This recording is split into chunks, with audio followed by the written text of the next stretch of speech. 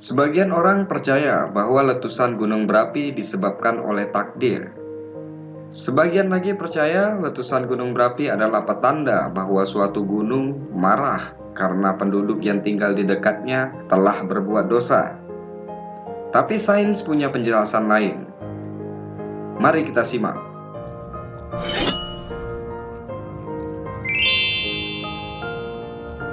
Gunung api adalah saluran yang membawa batuan panas cair yang ada di bawah tanah yang disebut dengan magma.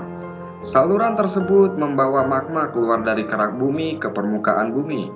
Saluran ini memiliki bentuk seperti kerucut, perisai, atau kaldera. Di bawah gunung berapi ada kamar magma, sebuah waduk besar yang berisi batuan cair. Gerakan magma yang meningkat di dalam gunung berapi lah yang menyebabkan terjadinya letusan. Gerakan ini dipicu oleh berbagai proses yang terjadi di bawah ruang magma, di dalam ruang magma, dan di atas ruang magma.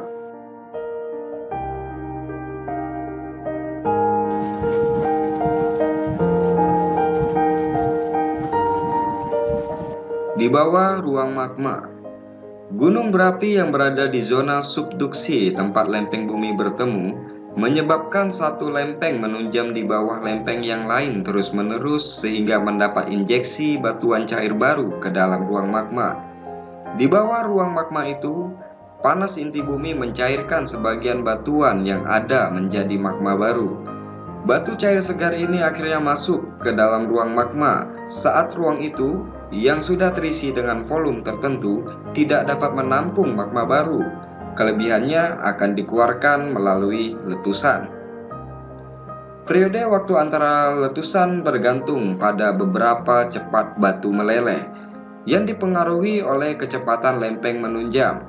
Bumi memiliki beberapa zona subduksi dan lempeng subduksi umumnya bergerak dengan kecepatan konstan hingga 10 cm per tahun.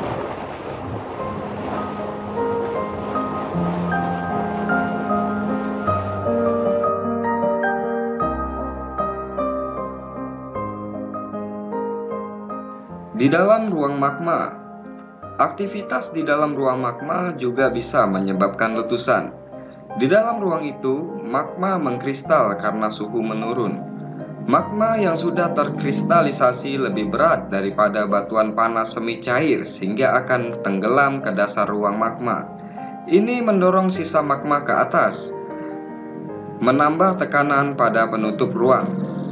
Sebuah letusan terjadi saat tutupnya tidak lagi mampu menahan tekanan. Hal ini juga terjadi dalam sebuah siklus sehingga dapat diprediksi. Proses penting lainnya di dalam ruang magma adalah saat batuan magma bercampur dengan batuan sekitarnya. Proses ini disebut asimilasi. Saat magma bergerak, zat ini berinteraksi dengan bebatuan di sekeliling ruang magma. Kadang-kadang gunung berapi mempunyai jalur untuk magma mengalir ke permukaan. Jika jalurnya tidak ada, maka magma akan memaksakan diri ke area yang tekanannya lebih rendah. Hal ini dapat menyebabkan dinding yang mengelilingi ruangan jebol dan runtuh. Percikan magma yang disebabkan oleh dinding ruang yang jebol akan menyebabkan letusan. Tetapi letusan dari proses ini sangat sulit diprediksi.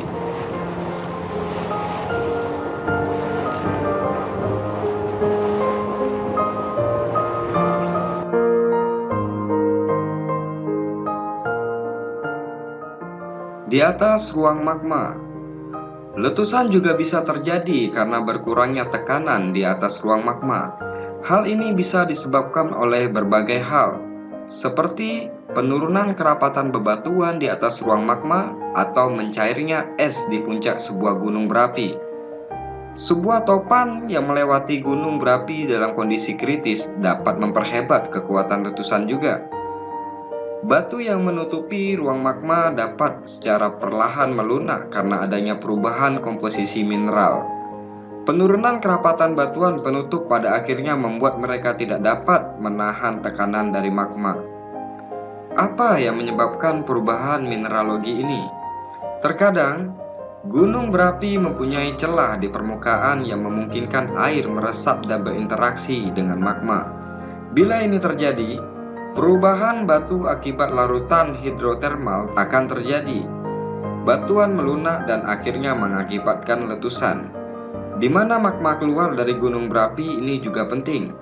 Jika lava atau batu piroklastik keluar melalui sisi gunung berapi, gravitasi dapat menyebabkan bagian gunung berapi tersebut runtuh, menyebabkan hilangnya tekanan penutup secara tiba-tiba.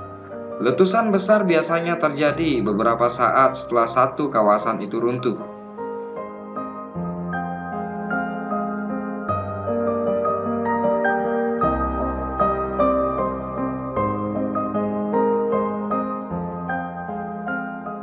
Berikut tadi sedikit informasi tentang mengapa dan bagaimana gunung api bisa meletus. Jika kalian suka video ini, silakan like, comment, and subscribe channel ini. Semoga informasi ini bermanfaat. Makin banyak tahu, makin tambah ilmu.